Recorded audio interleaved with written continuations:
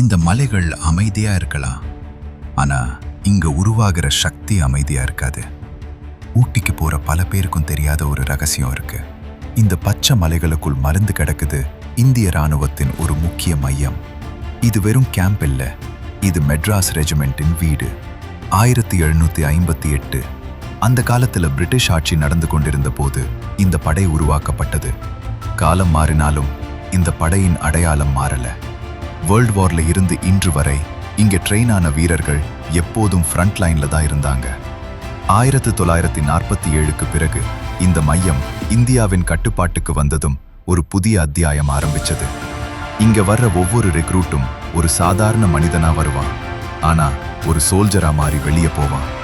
அவர்களுக்கு இங்க கற்றுக் கொடுக்கிறது வெறும் ட்ரைனிங் இல்ல, அது டிசிப்ளின், என்டூரன்ஸ், சாக்ரிஃபைஸ். இதுக்கு மேல இதே இடத்துல தான் டிஃபென்ஸ் சர்வீசஸ் ஸ்டாஃப் காலேஜ் இருக்கிறது, இந்தியாவின் டாப் மிலிட்டரி மைண்ட்ஸ் உருவாகும் இடம். ஆனா ஒரு விஷயம் தெளிவா தெரிஞ்சுக்கோ, இது டூரிஸ்ட் பிளேஸ் இல்ல, இது ஒரு ஹை செக்யூரிட்டி ஜோன். இங்க ஒவ்வொரு அடியும் காவலுக்குள் தான் இருக்கும். அதனால தான் இந்த மலைகள் அமைதியா தெரிந்தாலும் அதுக்குள்ள உருவாகிற சக்தி நாட்டை காக்கிறது.